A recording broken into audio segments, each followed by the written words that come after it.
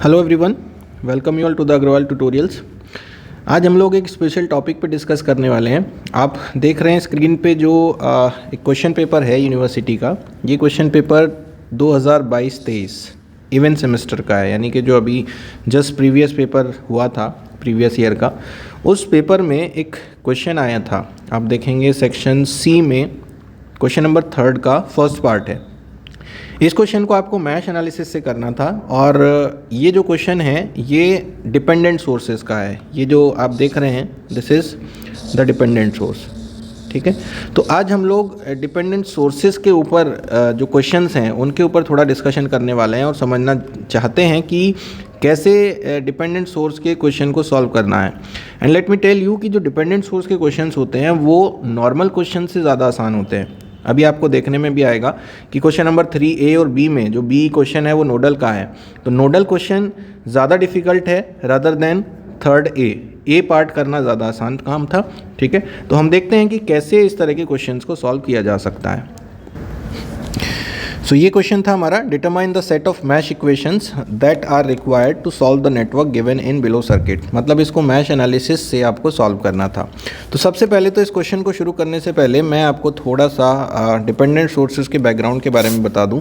Dependent sources basically ऐसे sources होते हैं जो किसी दूसरी क्वांटिटी पे डिपेंड करते हैं। जैसे करंट के ऊपर डिपेंड हो सकते हैं, वोल्टेज के ऊपर डिपेंड हो सकते हैं। तो basically there are 4 types of sources जो डिपेंडेंट सोर्स हैं, जिनमें पहला है वोल्टेज डिपेंडेंट वोल्टेज सोर्स, ठीक है। वोल्टेज डिपेंडेंट वोल्टेज सोर्स एक ऐसा सोर्स है जो वोल्टेज सोर्स तो है लेकिन वो किसी दूसरी वोल्टेज पे डिपेंड करता है। और डिपेंडेंट सोर्सेज को बनाने का जो तरीका है, जो दिखता है इस सर्किट के अंदर, वो एक डायमंड शेप में दिखता है। जैसे ये एक डायमंड शेप सिंबल है। नॉर्मल जो सोर्सेज होते हैं वो सर्कल से हम लोग बनाते हैं, लेकिन जो डिपेंडेंट सोर्सेज हैं वो डायमंड से बनाते हैं। तो अगर आपको कहीं भी डायमंड शेप नज़र आए तो वो एक डिपेंडेंट सोर्स होगा।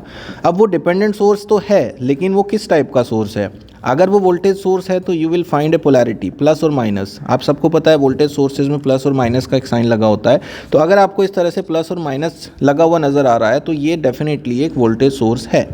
इसके बाद वो किस क्वांटिटी पे डिपेंड है ये कैसे पता चलेगा? वो उसकी वैल्यू से पता चलेगा। जैसे ये अगर एक वोल्टेज डिपेंडेंट सोर्स है तो इसका जो वैल्यू है वो कुछ इस तरह से हो सकता है। मान लीजिए 2 टाइम्स ऑफ V, ठीक है। V is not volt here. V एक ऐसा वोल्टेज है जो सर्किट में कहीं अवेलेबल है, राइट। तो ये 2V नाम का 2V वैल्यू का एक सोर्स है जो वोल्टेज डिपेंडेंट है और एक वोल्टेज सोर्स है। इसी तरह से अगर करंट डिपेंडेंट वोल्टेज सोर्स हम देखेंगे, करंट डिपेंडेंट वोल्टेज सोर्स में सिर्फ इतना डिफरेंस आएगा कि वो करंट के ऊपर डिपेंड होगा। फॉर एग्जांपल अगर हम लोग यहाँ से एक सोर्स लें डायमंड शेप सिंबल बनाते हुए, क्योंकि एक वोल्टेज सोर्स है तो हम प्लस और माइनस की पोलैरिटी लगाएंगे और साथ ही साथ वो करंट पे डिपेंड है तो उसकी कुछ वैल्यू कुछ इस तरह से हो सकती है 2I, ठीक है। I एक करंट है जो सर्किट में कहीं होगा, उसके ऊपर ये सोर्स आपका डिपेंड कर रहा है। तीसरा जो सोर्स हो सकता है वो हो सकता है वोल्टेज डिपेंडेंट करंट सोर्स, ठीक है। वोल्टेज डिपेंडेंट करंट सोर्स का मतलब है कि एक करंट सोर्स तो है लेकिन वो वोल्टेज के ऊपर डिपेंड कर रहा है। ये डायमंड शेप सिंबल बनाया जिससे हमें पता चला कि ये डिपेंडेंट सोर्स है। उसके बाद ये करंट सोर्स है, ये कैसे पता चलेगा? ये हमें पता चलेगा एरो से। As you know current sources को देखने के लिए हमें एरो मिलता है, तो वहाँ हम लोग अगर एरो बना देते हैं तो ये क्लियर हो जाता है कि ये एक करंट सोर्स है। डायमंड शेप दिख रहा है मतलब एक डिपेंडेंट सोर्स है। अब ये किसके ऊपर डिपेंड है ये अगेन आपको बताएगा इसका वैल्यू। सपोज इसका वैल्यू है 2V के बराबर, ठीक है। दैट मीन्स कि ये एक वोल्टेज के ऊपर डिपेंड कर रहा है। चौथा जो वोल्टेज सोर्स है हम उसको लेते हैं current dependent current source. Current dependent current source का मतलब है कि ये करंट सोर्स भी है और करंट के ऊपर डिपेंड भी कर रहा है। मतलब एक डायमंड शेप सिंबल बनाएंगे जो एक डिपेंडेंट सोर्स की पहचान है, एक एरो लगाएंगे जो एक करंट सोर्स की पहचान है, और उस पर जो नाम होगा वो 2I अगर यहाँ लिखा है, ठीक है, वो बता देगा हमें कि ये करंट डिपेंडेंट करंट सोर्स है। अब इस चारों सोर्सेज के बारे में समझते हुए अगर हम क्वेश्चन को देखें तो आपको यहाँ पर करंट डिपेंडेंट सोर्स कहाँ नज़र आ रहा है? आप देख सकते हैं कि ये आपका करंट सोर्स डिपेंडेंट सोर्स है। डायमंड शेप सिंबल बना हुआ है। इसके बाद प्लस और माइनस लगा है। प्लस और माइनस से ये पता चल गया कि ये वोल्टेज सोर्स है और इसका जो वैल्यू है वो है 2I। 2i का मतलब है कि ये i पे डिपेंड कर रहा है और 2 टाइम्स ऑफ i के बराबर इसकी वैल्यू है। अब ये जो i है ये कहाँ है, आप देखिए ये आपका i है जो सर्किट में मार्क करके दिया गया है। दैट मीन्स कि ये जो सोर्स की वैल्यू है, जो वोल्टेज सोर्स है, ये इस करंट i के ऊपर डिपेंड कर रहा है। जितना भी वैल्यू ऑफ i बदलेगा उस हिसाब से इस सोर्स की वैल्यू बदल जाएगी। यहाँ पर मैं एक चीज़ क्लियर कर देना चाहता हूँ कि ये जो 2i और 2v हमने लिखा है ये जस्ट एक एग्जाम्पल है। ज़रूरी नहीं है कि हर क्वेश्चन में 2i और 2v ही लिखा हो, ये कुछ भी वैल्यू हो सकता है। It may be any constant 2, 3, 4, 5, 10, 12 anything. ठीक है, ये बाई चांस हमने यहाँ पर एग्जाम्पल भी 2i 2v लिया है और इस क्वेश्चन में भी 2i लिखा है, तो इससे कन्फ्यूज़ होने की ज़रूरत नहीं है। अब इस क्वेश्चन को कैसे करते हैं, आप सभी को पता है कि हम मैश एनालिसिस और नोडल एनालिसिस कैसे लगाते हैं, प्रोसेस सबको मालूम है। इस क्वेश्चन में आप देख रहे हैं कि चूंकि ये क्वेश्चन मैश से करना था तो यहाँ पर i1, i2, i3 तीन करंट्स तीन मैश में क्लॉकवाइज डायरेक्शन में रोटेट हो रहे हैं। ये उसने पहले से क्वेश्चन में दिया हुआ है। नहीं भी दिया होता तो हम लोग एज्यूम करते हैं चूँकि हमारी प्रोसेस में ही होता है। इसके बाद हम क्या करते हैं, इसके बाद हम लोग हर एक ब्रांच में डायरेक्शन ऑफ करंट और पोलैरिटी मार्क करते हैं कि किस ब्रांच से कितना करंट जा रहा है और किस पोलैरिटी में जा रहा है। तो चलिए काम कर लेते हैं। हम देखते हैं 12 वोल्ट में करंट ऊपर की डायरेक्शन से जा रहा है। ये हमारा करंट है I1, यहाँ से ऊपर की तरफ को जा रहा है। This is I1 current. उसके बाद I3 करंट यहाँ से इस डायरेक्शन में जा रहा है। इसके बाद I2 करंट यहाँ से इस डायरेक्शन में जा रहा है। इन तीन ब्रांचेस को छोड़ के बाकी की जो तीन ब्रांचेस हैं वो सारी हमारी दो मैश के बीच में आ रही हैं। और जब भी दो मैश के बीच में ब्रांच आती है तो हम लोग दोनों करंट का नेट सम, एल्जेब्रिक सम लेके चलते हैं depending on their direction.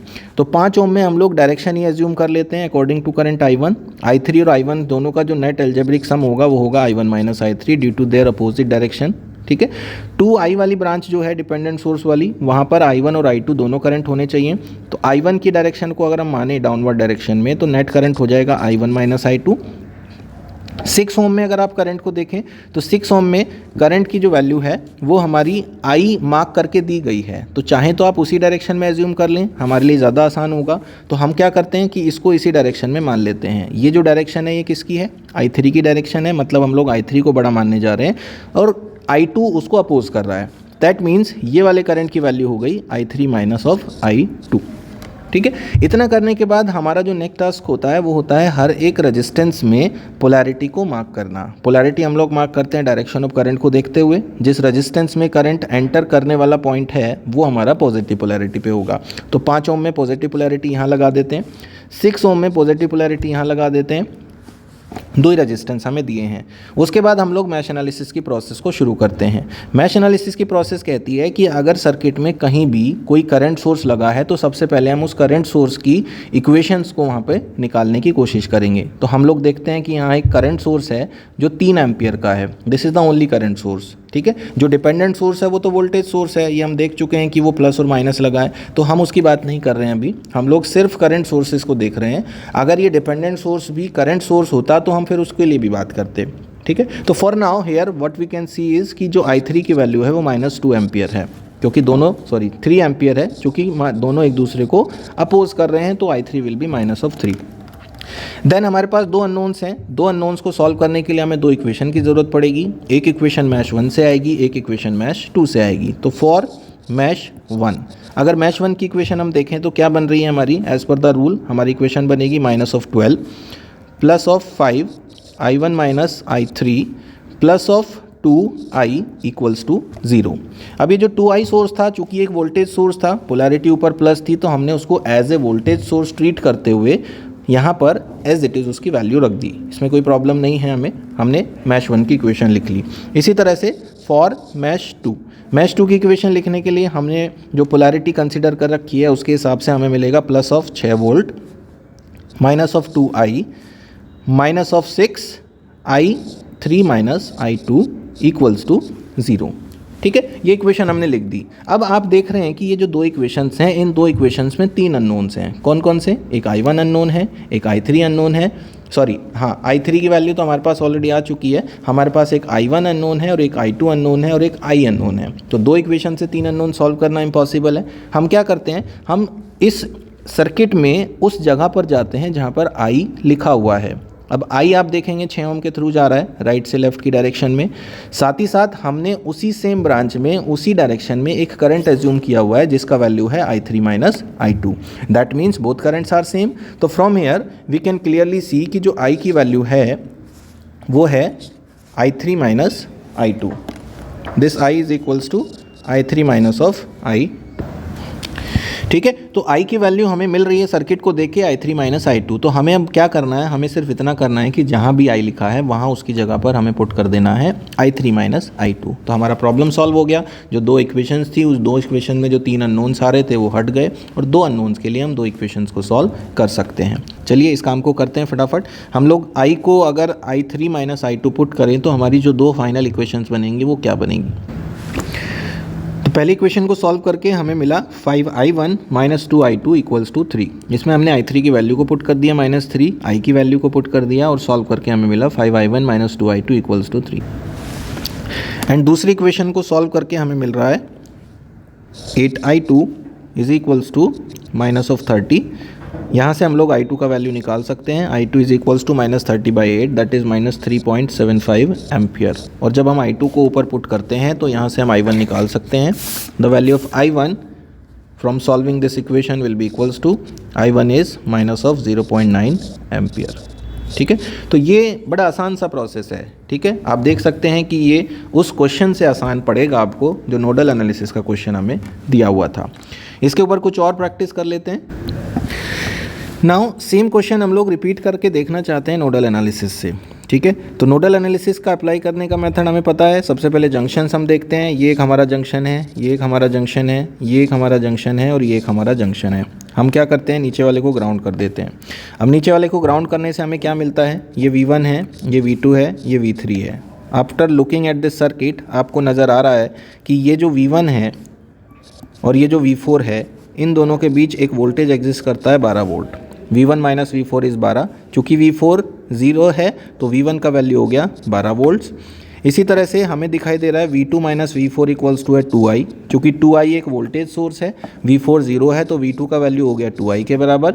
Similarly V3 minus V4 equals to दिख रहा है 6। चूँकि V4 0 है तो V3 की वैल्यू हो गई 6 वोल्ट्स। ठीक है, तो V1 12 आ गया, V2 2I आ गया, V3 6 आ गया। तीनों के तीनों पोटेंशियल के वोल्टेज हमें मिल गए। लेकिन एक प्रॉब्लम है कि ये जो V2 है ये 2I के बराबर है। Now after looking at the circuit what is the value of I आपका जा रहा है 3 जंक्शन से 2 जंक्शन की तरफ, यानी कि जो I का वैल्यू है वो है V3 minus V2/6 as per the concept. V3 की वैल्यू कितनी है 6, V2 की वैल्यू कितनी है माइनस ऑफ 2I/6। ठीक है, इसको सॉल्व करेंगे तो you will get I equals to 6I equals to 6 minus 2I। 2I को इधर पहुँचाएंगे, you will get 8I is equals to 6 और I इज इक्वल्स टू 6/8। ठीक है, तो 6/8 होता है 0.75 एम्पियर। आपका क्वेश्चन सॉल्व हो गया बिना किसी इक्वेशन को लिखे। You just got the value of 0.75 ampere. अब अगर आप सेम आंसर को ऊपर वाले क्वेश्चन के साथ मैच करना चाहते हैं जहां आपको I की वैल्यू निकालनी थी, तो अकॉर्डिंग टू द कॉन्सेप्ट यहाँ पर जो I की वैल्यू है वो किसके बराबर है, वो है I3 माइनस I2 के बराबर। I3 है आपका माइनस ऑफ 3, I2 है आपका माइनस ऑफ 3.75, माइनस माइनस हो गया plus 3.75 and after solving this you will gate 0.75 ampere in the same direction. तो आपका आंसर मैच कर गया दोनों क्वेश्चन का, मैश और नोडल का, दैट इज 0.75 एम्पियर। ठीक है, तो you can see the question is very easy. Solution of A dependent source question is very easy. और ले लेते हैं एक आध क्वेश्चन। ये एक सर्किट हमने लिया है, इसमें भी आप देख रहे हैं कि एक डिपेंडेंट सोर्स लगा है जो बीच में ब्रांच है उसमें, दोनों मैश के बीच में, जिसका नाम है 3I2 जो वैल्यू है, और इसमें लगी है पोलैरिटी। इसका मतलब क्या है, ये है करंट डिपेंडेंट वोल्टेज सोर्स। ठीक है, तो चूंकि एक वोल्टेज सोर्स है तो जो ट्रीटमेंट होगा वो बिल्कुल वोल्टेज सोर्स की तरह से होगा। अब इसका जो वैल्यू है वो 3I2 के बराबर है एंड ये है आपका I2, हियर इट इज़, जो 2 ओम के थ्रू पास हो रहा है। तो अगर आपको इसमें मैश एनालिसिस लगाना है तो हम क्या करेंगे, एक करंट यहाँ एज्यूम करेंगे I1 और दूसरा करंट यहाँ एज्यूम कर लेते हैं। ये डायरेक्शन जो हमें मिलेगी क्लॉकवाइज ये I2 की ही डायरेक्शन होगी, तो लेट अस से कि ये I2 ही है। ठीक है, हम कह सकते हैं इसको। नाउ अकॉर्डिंग टू प्रोसेस ये आपका I1 माइनस I2 करंट है। ठीक है। अब अकॉर्डिंग टू द पोलैरिटीज़ यहाँ से करंट जाएगा ये प्लस, यहाँ से करंट जा रहा है ये प्लस है, यहाँ से करंट जा रहा है ये प्लस है। मैश 1 की इक्वेशन हम लिखेंगे। मैश 1 की इक्वेशन बनेगी -4 plus of 1 into I1 plus of 1 into I1 minus I2 plus of 3I2 is equals to 0। इसको सॉल्व कर लेंगे। इसी तरह से मैश 2 की इक्वेशन बनेगी -3I2 minus of 1I1 minus I2 plus of 2I2 plus of 3 equals to 0। That's it. ठीक है, क्वेश्चन हमारा सॉल्व हो गया। यहाँ तो हमें I2 को सब्स्टिट्यूट करने की भी ज़रूरत नहीं पड़ी बाई चांस, क्योंकि यहाँ हमें जो I2 दे रखा है वो एक मैश के करंट की तरह अपीयर हो गया है और उसके लिए हमें एडिशनली कुछ भी करने की ज़रूरत नहीं पड़ रही है। इसको अगर मैश से नोडल से करते हैं तो हमें मिलता है एक जंक्शन यहाँ पर V1 और एक जंक्शन यहाँ पर V2, जिसको हमने कर दिया ग्राउंड। ठीक है, लेट अस से यहाँ से करंट जा रहा है I1, यहाँ से करंट जा रहा है I3 और यहाँ से जो I2 करंट जा रहा है उसको हम एज इट इज़ ले लेते हैं। तो जंक्शन 1 पे जो कि अननोन है उस पर इक्वेशन बनेगी I1 plus I2 plus I3 equals to 0। I1 की वैल्यू क्या है? I1 की वैल्यू है V1 माइनस 4/1। I2 की वैल्यू क्या है? V1 minus 3 minus V2/2। This is equals to I2। And what is I3? I3 is equals to V1 minus 3I2 minus V2/1। V2 0 है तो हमें मिल गया I3 equals to V1 minus 3I2/1। 3I2 एक voltage source है तो हमने उसको as a voltage source consider किया। ऊपर पॉजिटिव पोलैरिटी थी जिसने हमें वैल्यू दिया। अब यहाँ से अगर आप लोग I2 की वैल्यू देखेंगे तो I2 की जो वैल्यू है हमारे पास वो है V1 माइनस 3/2। अब आपको सिर्फ इतना करना है कि इस I2 की वैल्यू को उठा के इसके अंदर सब्स्टिट्यूट कर देना है। ठीक है, इसको सब्स्टिट्यूट करके आपको जो भी सॉल्यूशन मिलेगा उसकी हेल्प से हम इस क्वेश्चन को सॉल्व कर सकते हैं। ठीक है, हमें मिल रहा है यहाँ पे V1 minus 4/1 plus V minus 3I2/1 plus V minus 3/2। ठीक है, equals to 0। This is V1। ठीक है, V1 minus 3I2, V1 minus 3/I2। ये हमारा KCL का इक्वेशन है। इस इक्वेशन को सिंप्लीफाई करना है। सबसे पहले इसका LCM ले लेते हैं। LCM के बाद हमें जो इक्वेशन मिलेगी वो मिल रही है 2V1 minus of 8 plus of 2V1 plus of 6I2 plus of V1 minus of 3 equals to 0। This is 5V1 minus 11 minus of 6I2। I2 का वैल्यू है हमारे पास V1 माइनस 3/2 इक्वल्स टू 0। इसको फर्दर सिंप्लीफाई करते हैं। 10V1 minus 22 minus 6V1 plus 18 equals to 0। From here 4V1 is equals to 4 और V1 is equals to 1 volt. ये आपका question solve हो गया। ठीक है, V1 का वैल्यू आ गया। अब हम किसी भी करंट की वैल्यू को निकाल सकते हैं, राइट। तो दो क्वेश्चन हमने यहाँ से सीखे हैं। इन दोनों क्वेश्चंस को करके आई होप आपको एक कॉन्सेप्ट का आइडिया हो जाएगा कि कैसे हम लोग एक डिपेंडेंट सोर्स के क्वेश्चन को मैश या नोडल से सॉल्व कर सकते हैं। अगर एग्ज़ाम में आता है तो ज़रूर ट्राई कीजिएगा, क्योंकि ये नॉर्मल क्वेश्चन से आसान होगा। इसके बाद हम लोग जो पुराने पेपर्स हैं हमारे पास उनको भी थोड़ा डिस्कस करेंगे और देखेंगे कि क्या क्या क्वेश्चन पेपर में आए हैं और उनको कैसे सॉल्व किया जा सकता था। Till then stay tuned to the channel. Thank you so much for watching this video. Thank you.